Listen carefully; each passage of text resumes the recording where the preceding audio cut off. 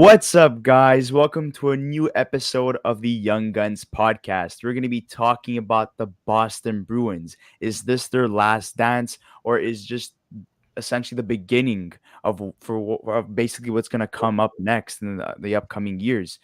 Is Jim Montgomery essentially the key to the Boston Bruins' success? Is David Pastrnak going to be the future captain of the Boston Bruins if Patrice Bergeron or David Krejci decide that this is their last year? But today we have Cameron of Bruins Media, who's on Instagram, who you could check out, who's going to be helping us in our coverage of the Boston Bruins and why they are so good. So, Cameron, thank you so much for coming on our podcast for the very first time. Thank you, guys. Much appreciated and happy to join you guys. Perfect. So let's start off with the Boston Bruins and where they are in the standings. We did not expect this team to be first place in the NHL at the moment and first place in the Atlantic. They currently are 19-3-0 in 22 games. Their goal differential right now is plus 40. They're 13-0-0 at home. Away, they're 6-3-0. This team is really rolling right now. And, what are your thoughts essentially as a guy who covers the Boston Bruins and is a fan of the Boston Bruins? Like, did you expect this, or this is a complete shocker? Quite honest, this is an absolute complete shocker. I mean, I knew Boston, they were going to be in the hunt for a playoff spot, but I don't think anybody could expect a start like this. And I'm in complete shock still. A 19-3-0 is something to be extremely proud about, and it's honestly quite a pleasant surprise. Yeah, well, and I think what's interesting too, and you brought up the point about you being surprised. I think what's even more surprising is they've done this with, a fair amount of injuries. They didn't have Charlie McAvoy to start the year. They didn't have Brad Marchand to start the year. They've rotated with a lot of injuries. They lost Jeremy Swayman at one point, so they were riding with Linus Ullmark for pretty much, a little while there. And it just seems like no matter what challenge the Bruins have faced, at least early on in the year, it looks like they've been able to overcome it pretty quickly and pretty easily. And look, one other guy too that's been a real big difference maker, and we made a video about it literally a couple of days ago, has been David Pastrnak. And I think it's interesting because Pastrnak, although he's playing really, really well and having a really good year, there's a lot of talk about his contract extension, right? And what's going to happen with that. And so I think for a guy who's playing for a contract, he's doing really, really well, and I think it's benefiting the Bruins a lot. But at the same time, if you're the Bruins, you're like, oh, we're going to have to pay this guy a shit ton of money come the offseason. So, just kind of how I see it. Yeah, and just looking at Jim Montgomery, for example, okay, everyone was really, really pissed off when Bruce Cassidy got fired or let go, or whatever terminology you want to use. But it seemed like the players were very happy. And David Pastrnak comes back out of nowhere when everyone thought he was just going to stay in the Czech league for the rest of his career. And he makes his way back, signs a 1-year, $1 million contract with the Bruins. Bergeron didn't know where he was going to, whether or not he was going to retire or come back, but he finds himself coming back. Like, the band was essentially coming back together. And, they add in Jim Montgomery, who, hasn't been a coach since 2020 as a NHL head coach of the Dallas Stars. And, we all know what happened there, that he checked himself into a rehab center to deal with alcohol abuse. And we hear rumors that there was going to be essentially maybe a comeback in terms of a head coaching position in the near future, because he ended up finding himself with the St. Louis Blues as an assistant coach in St. Louis from 2020 to 2022, then comes back as a full-time coach, as a head coach of the Boston Bruins on June 30th, 2022, sorry. And, was that shocking? Were you happy with that hiring at first, or were you not? Believe it or not, I was actually extremely happy with the hiring of Jim Montgomery. And many people around as fans and in general in media with Boston were very surprised about the Bruce Cassidy firing. But in my opinion, what I saw was players like Jake DeBrusk and others struggle under Bruce Cassidy. So bringing in a player's coach like Jim Montgomery, he has a great reputation from the University of Maine. He comes down to Boston. I've heard nothing but good things about him. And I think Boston needed somebody who's a player's coach who can relate to the players. This is why we're seeing guys like Jake DeBrusk, David Krejci return, Nick Foligno having a bounce back year, and guys like Trent Frederick. If they have a poor game, they're not afraid of being in the press box the next day. And I think that's the key for these guys like Frederick, DeBrusk, who were kind of in the doghouse with Cassidy, but now with new leadership and a new coaching style, that is such a key for Boston. Yeah, well, and I think what's interesting too, and I'll be honest, I was actually one of the guys that was very upset that the Bruins fired Bruce Cassidy, just because I I think, wasn't. I think he's one of the best coaches in the league. I think he's done a lot for the Bruins, but seeing seeing what Jim Montgomery has done and how well he's coached his team, and just his resume, even with the Dallas Stars when he was there, and the brief stint that he has as assistant in St. Louis, I believe, he's done a really good job, and I think he's gotten the best out of a lot of players. I think he's defensively too. The Bruins are are the best defensive team in the league. They're the best offensive team in the league. This team can score goals. They can defend. Their goaltending is fantastic. Linus Ullmark and Jeremy Swayman are playing very, very good hockey, and it's amazing to see. And I think that no matter what, last year I think the biggest question mark with the Bruins was a question of, is Linus Ullmark and Jeremy Swayman, are they going to be able to be that tandem for the future? Because I know that last year, although the Bruins had a good season, there was a question of, Cassidy and his usage with some of the young players and his usage and how he treated, some of the players as well. But I always thought that there was a little bit of a goaltending situation in Boston where it was like Ullmark was playing well some games and then some games he wasn't. There was a lot of inconsistency there too. Mm-hmm. And at least to start the year, it seems like both goaltenders, and it seems like Ullmark especially, has been really, really consistent for the team. .935 save percentage. He's got one shutout.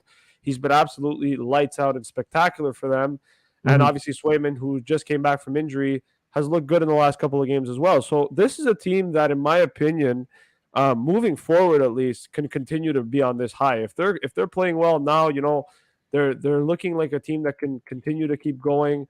Obviously, New Jersey's a team that as well that's kind of fighting for the Bruins right now. But the Bruins have an interesting schedule coming up. They play Colorado, Vegas, Colorado, Arizona, and then the Golden Knights. They're playing 4 out of those 5 games are against really good opposition in Colorado and Vegas. So I'm curious to see, coming into these next 5 games, how the Bruins are really going to deal themselves against, 2 teams in the league who, the defending champs in Colorado, but also Vegas, who are one of the best teams in the league this year as well. And also former coach Bruce Cassidy. And Vegas is doing fantastic right now. They're top 3 in the league, 35 points in 24 games. They're in competition with the Boston Bruins and New Jersey Devils to potentially win the President's Trophy this year. I mean, you could also throw in Toronto if you like too, but I think it's mostly one of those 3 teams that I'm looking at right now that I strongly believe in. And it's crazy how like Bruce Cassidy leaves a team that's doing exceptionally well without him, but he goes to another team and he's doing I would say fairly as good as the Boston Bruins. They're very close in terms of the standings. So, and you look at where Vegas was last year and where they are now, and you're like, okay, well, like Bruce Cassidy has to be a huge part of that. And it's kind of like a villain story if you really think about it, Right. Yeah. I look at a guy like Bruce Cassidy, and I think he's doing what Vegas needs as well, because they needed a change of coach, and he's bringing the best out of guys like Jack Eichel, Logan Thompson, etc. And it's really nice to see that from Vegas's point of view. And obviously, Cassidy brought 6 great years to Boston, winning records every season. So seeing him do well in Vegas is exceptional. I'm happy for him, and I'm happy he got an opportunity to continue his coaching career. And I think it just works out for both sides. And do you really strongly believe in Pastrnak potentially either winning the Rocket or the Hart Trophy? Do you think he finally hits that plateau of 100 points this season? Is this the year? I think it's Jason Robertson for most goals this year. That guy is absolutely incredible for Dallas. He has like 15 even strength goals. But, I mean, Pastrnak is one of those guys you can classify. He could do that any year. He's such a highly skilled individual, great talent. He's a guy who can score 50 goals a season and collect 100 points anytime. And anytime he's on the ice, he's a threat to score. So, yes, absolutely, I could see it. But a guy like Jason Robertson or Connor McDavid, I could also see probably taking the award this season. And in terms of his contract, how many years and for how much? Pretty much the way I see it, you got to bring this guy back for however long you want him or he wants and pay him whatever he wants. I think an 8-year deal around $11 million per season would be extremely ideal for Pastrnak. And if we could, anything cheaper would be a hometown discount for sure. So we'd love to see that. And one thing that I want to talk about too, obviously Pasternak's had a really good year, but one guy that has been really under the radar this season, and actually a deadline acquisition from the Bruins last year, Hampus Lindholm has been absolutely fantastic for the Bruins. And he's been a guy that, since McAvoy came back, but even while McAvoy was injured, really took the reins for the Bruins in that decor and really made it his own. And then McAvoy came in and he still continued his consistent production and still continued to play at a high level. So, how impressed have you been with Hampus Lindholm, seeing what the Bruins had to give up to get him, and then obviously signing him to that contract extension that they signed him to last year as well for the next 7 years. This is a guy that I see as part of the Bruins' future along with McAvoy, and it's good to see that he's, able to become that number 2 defenseman behind Charlie McAvoy, knowing that full well that McAvoy is, the top guy in Boston. But, like I said, since McAvoy was out, it felt like it was the Hampus Lindholm show, at least in Boston. Well, before you answer that question, we all expected a lot from Lindholm. Look what the Boston Bruins gave up, okay? 2022 first-round pick, second-round picks in 2023 and 2024. Urho Vakanainen and John Moore. You gave up a haul for this guy. When this trade happened, we were freaking out. We were like, holy crap, this is an absolute steal for the Ducks. And then the contract, was signed, and we're like, oh my God, this guy's being overpaid. What's going on here? But now we're looking at how he's playing. He's the number 1 guy in Boston. And we were talking about this for the longest time, that they never really replaced Torrey Krug or Zdeno Chara, right? They just had McAvoy, who got promoted, but they were still a guy that was missing, a top 4 guy. Lindholm has proven this year so far that he is the missing piece on defense. Yes, absolutely. And I don't think I can put into words how impressed I've been or pleasantly surprised I've been about Lindholm's game. Now, when this trade first materialized from Anaheim, I knew Lindholm was a very good player, and obviously I didn't get to watch him that much. But coming into this team, I'm like, wow. Seeing him down the stretch last year, I'm like, okay, this guy is extremely steady. He's very smart. He makes the right plays. He's very good in his own end, and he can log minutes. But this season, stepping up for McAvoy, he showed his offensive side of the game, which I did not think Lindholm had. He's having an excellent offensive season, and the guy does so many little things right that, you're like, oh, Lindholm's there. He's a smart player. He makes safe plays, super steady, can log 25-plus minutes a game. And at first, when I saw the trade, I'm like, why would Boston make this trade? But now looking back on it, what a steal for Boston, especially if Lindholm can keep this up down the stretch. Yeah, but, moving on from that, player, seeing Jake DeBrusk finally have the consistency to his game under a guy like Jim Montgomery, right? That's something that we didn't see under Bruce Cassidy. We all thought that, he was going to get traded. He wanted out of Boston, even though he kind of picked it up towards the end of last season, we still expected that, okay, he's going to sign an extension and then be flipped and traded to another team. That never happened. And we see him being one of the top pointers in the Boston Bruins currently. And, they also acquired a guy like Pavel Zacha, who never really found this game in New Jersey. And, Eric Holla was traded in return for Pavel Zacha, and he's doing it, pretty well too. 15 points in 22 games.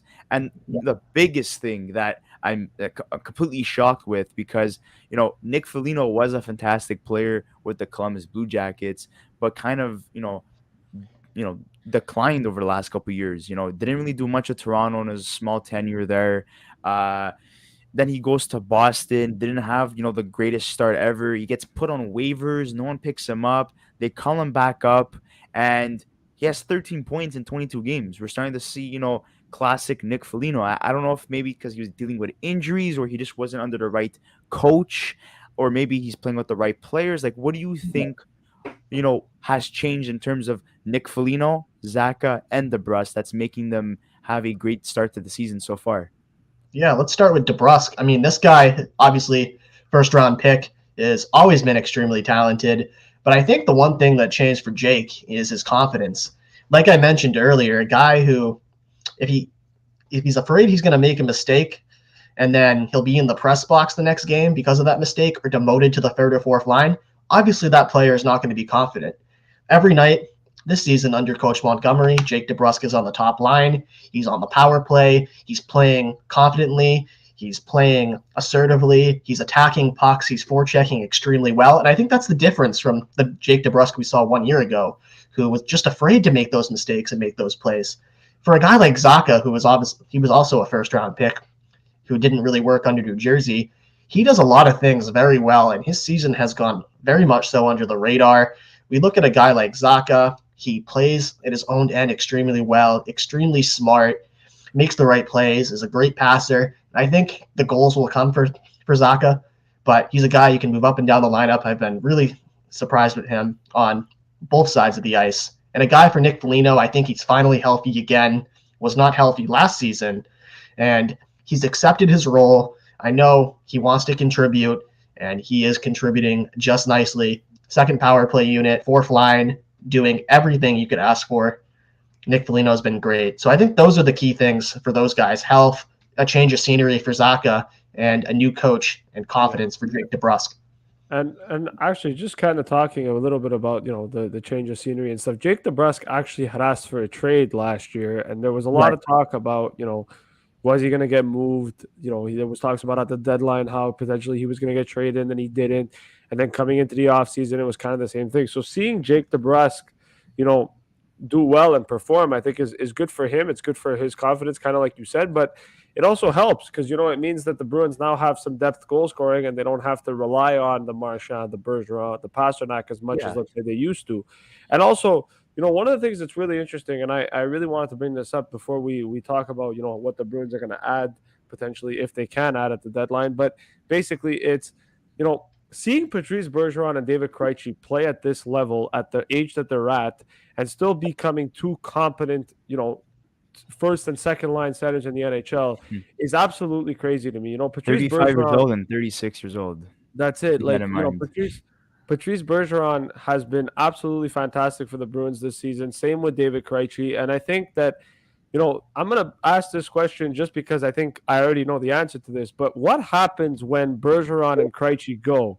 Because I think the Bruins offense,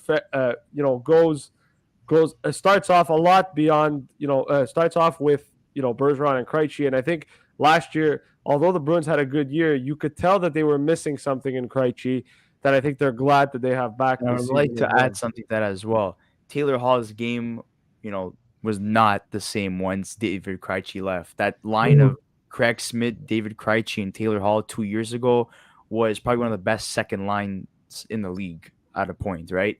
He goes. Taylor Hall's not at the same place, not playing the same way that he normally was beforehand. Now David Krejci's back. Taylor Hall seems to be back in form. David Krejci looks like he didn't even miss a step, going to, the check and then coming back. We would assume that he was just in the NHL this whole time, or maybe he was just out with injury, right? So, the problem for me is that these guys are in their late 30s. What happens when you lose your first line and second line center? Do you have to trade for one? I know there's rumors that Bo Horvat might be a possibility in terms of trying to trade for him and get him signed long term, because we don't know what's going to happen with Bergeron and Krejci. Will they come back? Will this problem be solved internally? Like, what are your thoughts on the whole center situation? Yeah. Well, first and foremost, those guys are pretty much unreplaceable with the way they play, especially a guy like Bergeron, who his off the ice leadership and on the ice defensive and 200-foot game, that's extremely hard to replace. Ideally, you'd like to see somebody step up and fill those roles. I mean, they have Charlie Coyle, who is making over $5 million right now, who's a great third line center. So maybe there's an opportunity for him to step up into the top six. They've drafted a couple of players, but I do think after these guys leave, either through the draft, maybe players will come up for a year and play that third line role, and then maybe go out and get one free agent for your top six. But again, it's hard for Bruins fans to comprehend what happens after Krejci and Bergeron end up retiring, which could be soon as next season, because, that's definitely a possibility. So these guys are extremely hard to replace. I think management will have to look at all external and internal options and discuss what is the best course of action, because right now in the AHL, I don't really see anybody filling in the top six right now. Yeah. And, in terms of, trade rumors right now, right? Mhm. There's talk about Horvat, like I mentioned. They just, sent down Strawman to the AHL, who they signed to a 1-year deal during the offseason. There's been talk about Craig Smith, being traded. He's at $3.1 million. He's going to be a UFA at the end of the season. So, they could get rid of that money. There's Mike Riley, who's been up and down the AHL and NHL. He's getting an average of $3 million. And, there's quite a few names here that, even Brandon Carlo could be a possibility because of how the other defensemen are playing right now. So, just walk us through on who do you think is going to get traded and who you think the Boston Bruins are going to get in return for those players. But also, what is the end game for the Boston Bruins? What is the big piece they will add at the 2023 NHL trade deadline? They don't I have actually, captains. yeah, I think the first thing is clearing cap. So I don't think any huge additions will be made. And as much as I would love to add a Bo Horvat, I'm not sure where he fits, and I'm not sure if they can afford that price tag at the moment. I think you could see a guy like Mike Riley get moved. He makes $3 million a year, like you said. He's currently playing in Providence, probably looking to be their 8th defenseman, maybe 9th defenseman right now, actually.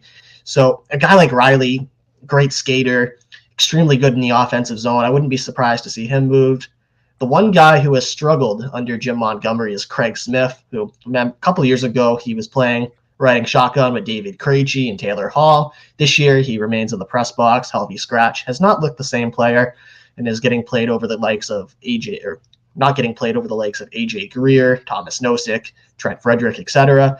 I could see a guy like Craig Smith being moved in that $3 million salary just to have a little bit more cap flexibility. In terms of a dream acquisition, I mean, I've heard Patrick Kane. I don't really want that. I don't see that happening. I could see just another depth piece coming in, maybe to help out that third line, somebody to maybe play with Taylor Hall and Charlie Coyle on the right wing. I was thinking about like a guy like maybe like Lars Eller could be a possibility, for example, or maybe I don't know, maybe an extra defenseman, a hard-hitting defenseman like Dmitry Orlov or Nick Jensen. Those are possibilities as well. Like someone just to fill up the depth, not someone that's gonna really break the bank and that's gonna be a certified superstar. Well, I think in terms of that, like I want to just address one of Brave 187's comments here. Actually, he put Smith and Riley will be sent off with a pick plus a prospect for something. And this is the thing, right, with the Bruins is that like Cameron mentioned before, and I mentioned it too, they really have no cap space right now at the deadline. If they were to make a move, they'd have they'd have 148,000 in cap space to spend. That's nothing. They can't do anything with that, right? And so I think the Bruins here are going to have to get creative in how they make a move, because if they want to go for, let's say, even a big fish, or even if they want to add a depth piece, well, you're going to have to clear up cap space. So Mike Riley's going to have to go. They're probably going to have to add a sweetener to get that done. Same with Craig Smith, in the sense that they may have to retain a little bit of salary to do it. And so I think with the Bruins, it's going to be more of a situation, like Cameron said, where it's going to be a depth player. Maybe they go for a younger guy who's looking for a change of scenery, right? And they take a flyer on him potentially and say, you know what, we'll put you on the second line, third line, see what you can do for us.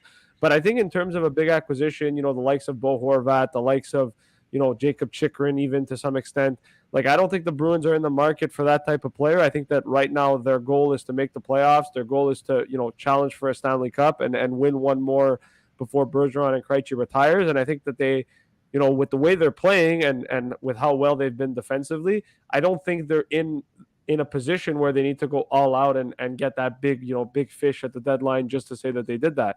And I think with the Bruins, like I said, I think they're a team that's really underrated. I think them and New Jersey this season were two teams that, were underappreciated going into the season. There was a lot of talk about how the Bruins maybe were even potentially going to miss the playoffs too, just because of how stacked the Atlantic Division was and how much people thought that the Bruins didn't really improve this season. And so I don't think that the Bruins really have much to worry about here. They've done a lot of good things right. They've won 18 out of 21 games that they've played this season. They're getting great goaltending, great defense, great offense. And I think their biggest worry going into this season is going to be, signing David Pastrnak and making sure that gets done. So like I said, I don't think that in terms of the deadline, I'm not saying they're going to be quiet, but I'm saying that don't expect a huge move coming out of Boston, at least unless they're able to clear a lot of cap. I'm going to throw in a big trade rumor. I do believe that Josh Anderson could be a realistic option for the Boston Bruins. They were heavily interested in him a couple years ago before Montreal traded and signed him. If you're gonna have a guy like Mike Riley out of the organization, you're gonna move out money like Craig Smith. He's $5.5 million, and I do believe that he would fit the Boston Bruins organization moving forward. I do know as a fact that obviously he's a fan favorite of Montreal, and people praise him as if he's a god. Even though I'm a Habs fan, I do believe that he is very inconsistent. But when he gets going, he's a very good player, and he has a lot of good abilities that would make the Boston Bruins better. And I think what Craig Smith is that they hoped that he was going to be like that Josh Anderson type, but he never developed into that. Obviously he's older too, but I do believe that they could, realistically run for Josh Anderson, and I don't think it's going to cost that much. I think Montreal might have to retain salary with that $5.5 million cap hit. But in an ideal scenario, Taylor Hall, Charlie Coyle, and Josh Anderson might just be the best third line in the NHL.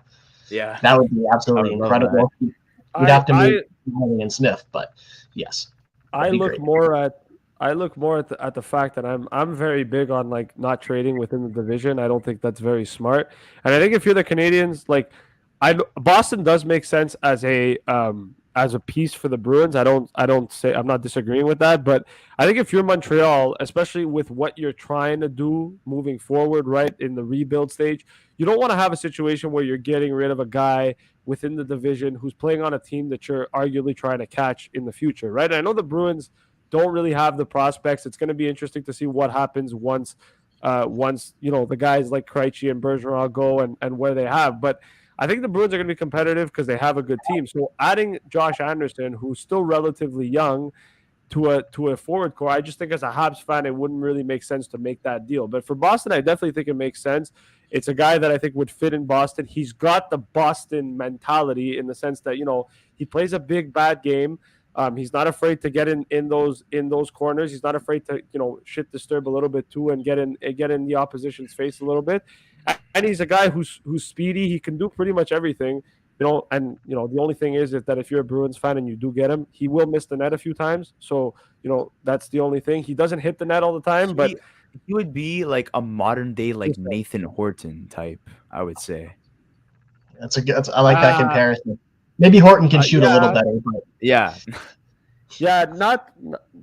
Nathan Horton makes a lot of sense, but I think, like I said, Nathan Horton's actually a really good comparable. You like that one, don't you? And I'm a Habs fan. Imagine that. I was thinking about it, and I'm like, who would be a good comparable? And then you said Nathan Horton, and I thought about his game. Everyone forgets about that guy. Yeah. No one remembers how great he was and how pivotal he was for the Bruins when they won the Cup back in 2010. And he could fight too, Josh Anderson.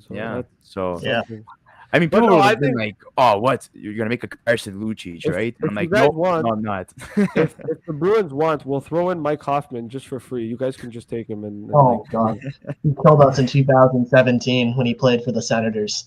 Yeah, you can just keep him, leave him in the press box. We'll take future considerations for him, and that's it. Let's do a little rundown with the UFAs and RFAs of the Boston Bruins, whether or not they're gonna come back and for what they're gonna sign for in terms of Yeah, absolutely. length and for money. So we spoke about David Pastrnak already. Nick Foligno, does he return? Yes or no? I'd say yes on a 1 year deal, probably around $1.1 million, just like a team friendly 1 year deal if he wants to come back. Unless Boston wins the cup, then I think he retires. Okay, perfect. Pavel Zacha. Pavel Zacha, yes, probably a bridge deal. I'd say probably in the 2, maybe even 3 year range, around $2.5–3 million, probably somewhere in that range for Zacha. Okay, Craig Smith. No, he walks or Okay, gets traded. Patrice Bergeron. Bergeron, yes, he will resign on a 1 year contract. Okay, Around Thomas. How much? I would. Bergeron probably like he's going to take a team friendly deal, probably like 2 million, 2.5 I'll be million. honest. Okay, I'll be so this is honest. what he has now. I wouldn't even be surprised if Bergeron comes back and just takes league minimum. I wouldn't even I'm not saying he's worth league minimum. That's not what I'm saying. Yeah. But Right. if you look at what Mark Giordano did for the Leafs this year, right at the offseason, I'm comparing Bergeron to Giordano. I see But where you're essentially what I'm coming saying from. is I could see a situation where Bergeron decides, you know what, listen, I don't really care about the money. I just want to win a cup with this team one more time. Give me he's done it before where he's taken less money than he deserves. So I wouldn't be surprised if he's like, listen, you know what, just give me like 900K, 800K, and I'll just take it, and that's it. I do believe that David Krejci and Bergeron will continue to play for the Boston Bruins, but they will always sign a 1 year deal just to see where they're at physically, and where the team is, obviously, in terms of the standings. And obviously they're two guys. We heard the whole Ken Hughes story. We mentioned in our last episode where Patrice Bergeron a couple years ago was worth $9 million. He signed for less than that just to like make sure that other players that he loved playing with were gonna re-sign so they could stay competitive. That's a true captain in my opinion, and I do believe that both of them will come back. I don't know if you agree with the David Krejci take as well. Yes, I do. Okay. One question that I wanna bring up to you, and it's interesting because we were talking about the goalie situation, and I actually want to get into this a little bit. So Olmark makes $5 million this year, next year, and the year after that. So he's got 3 years left. Well, 2 years if you don't include this one. But Jeremy Swayman's a restricted free agent, and now I know the Bruins are gonna have the cap space to sign him, but do you think personally, just watching him play and watching the Bruins, and obviously seeing how well Olmark has played, do you think that the Bruins continue to just go that 1A, 1B, or do you think that they envision Jeremy Swayman as the future starter for this team? And if so, also, like going into next season, seeing that he's a restricted free agent, what do you think his contract looks like as well? Great question. And if it ain't broke, don't fix it. This is an excellent tandem. And I think Jeremy Swayman will sign probably. If Olmark has 3 years left, he'll sign for 3 years. He is Boston's future. After those 3 years, they'll play tandem where Swayman will slowly start. Maybe he'll become a 60-40 with the last year. He'll sign a 3 year deal around, I don't even know what the goalie market's looking like right now, but could be north of $4 million, depending on how this season finishes up. And he'll sign a deal comparable to Olmark. And they'll continue to split, and then 60-40 and then 70-30. That must be such a breath of fresh air, though, having two goaltenders playing well, considering what happened to Tuukka Rask last year, and just kind of how he abruptly just finished. Abruptly, he knew that he didn't. Yeah, I'm saying like it was a shock. It was a bit of a shock for Bruins fans. It was a bit of a shock that he just. He wasn't signed until like halfway through, and then he just came back. He did okay. Then I think he started struggling. He realized, okay, well, like Olmark and Swayman are the future. Like, let me just back away from this. He pulled the Carey Price. He played 4 games and dipped. No, I'm joking, No, but like I think it's good for the Bruins that considering they have Olmark and Swayman, I think it's good that they've been able to fill the Tuukka Rask hole pretty quickly and actually be able to deal with it relatively quickly. Because if you're other teams in the league losing a goaltender of that caliber, to retirement, it's kind of hard to replace that, especially, the way it happens. And the Bruins have done a really good job replacing it, at least finding, a gem in Olmark, who I think has turned his career around since coming to Boston. I already knew that he was going to be good. Just that he was on a bad team. I saw brilliance in his time with the Buffalo Sabres. He dealt with injuries there. He was on a poor team at the time. And then, him coming to Boston, I already knew that it was going to be Yeah. a match made in heaven. But the And last Swayman question we came out have of for nowhere you, too. Cameron, is where do you think the Boston Bruins finish in the standings, and how far do they go into the playoffs? And do you think this is their last dance? First thing. This is the last dance for the Boston Bruins. I could see them going as far as winning the Stanley Cup, but I do believe third round against. Oh, I could see them going to the third round. It's going to be tough to beat a team like Tampa if they meet them in the second round again. But if they can get by Tampa, I think they could go as far as the third round. And I think if they play like a Carolina, or that will be tough. But if they can get the matchups they want, I could see them going, probably to the third round or the Cup final.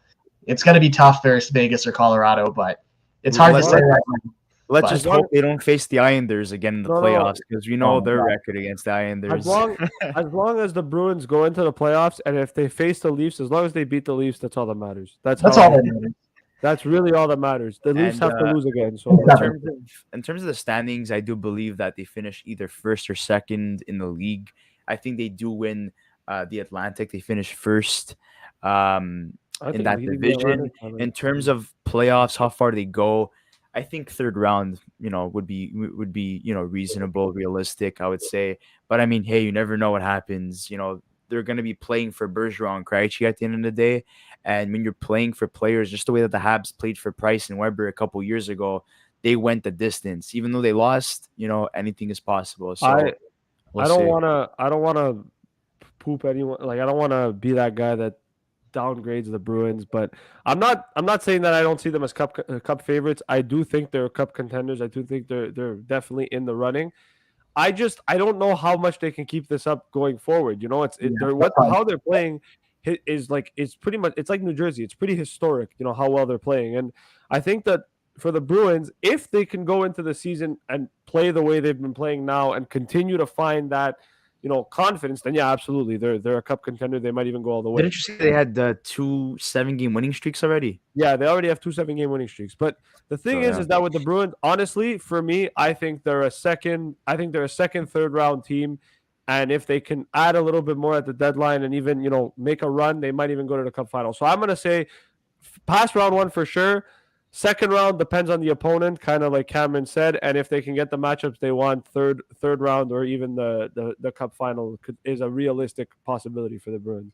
Well, that concludes our episode, guys. We just want to thank everyone who tuned in to our special episode. We'd like to thank Cameron of Bruins Media as well for coming and helping us, basically discuss some Bruins. And you guys can check them out on Instagram. If you haven't subscribed to our channel, please subscribe to our channel, like this video, and send this video to any Boston Bruin fans or anyone who just loves the sport of hockey and just loves having debates and obviously has a lot to say concerning this topic. Guys, we'll see you in the next episode of the Young Guns podcast. Thank you once again.